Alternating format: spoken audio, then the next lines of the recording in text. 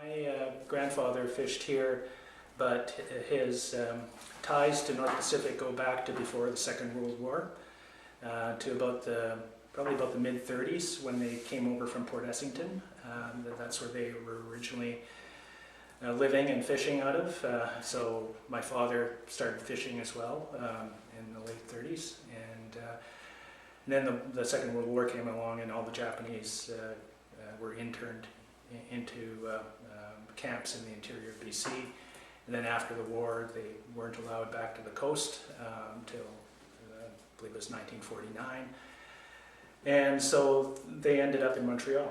So my grandfather started coming back here in about 1951, back fishing and renting a boat from the company. It was Anglo British Columbia Packing Company at that point, and then Canadian Fishing Company bought it out. So we ended up fishing for Canadian Fishing Company.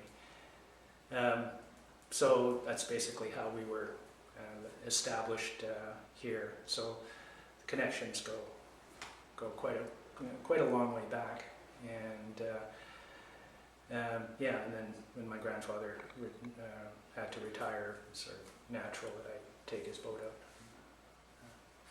I always liked fishing, sport fishing, and my dad used to take us fishing. And I don't know what, if anything, it had to do with his fishing roots, but we'd go sport fishing.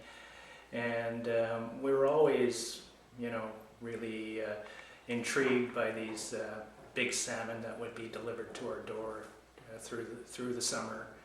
My grandparents used to salt salmon and ship them back to us, and this mysterious place out in British Columbia, and I was curious, and so when the opportunity came, I was the oldest grandson, and so because he was getting on in years, they asked me to come out and help, and so for a while there I thought, well, being a fisherman's not such a bad, could be a good life, but all the other fishermen would tell me, no, stay in school, just concentrate on your education, and fishing is okay, for what you're doing, but they weren't recommending it to me as a lifelong career. But as it turned out, I ended up being a biologist, and then ended up working for fisheries department.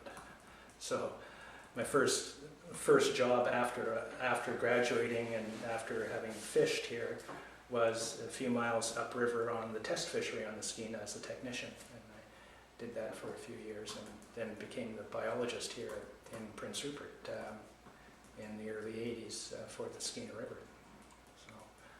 So it certainly did help to shape my career path and my interests along those lines.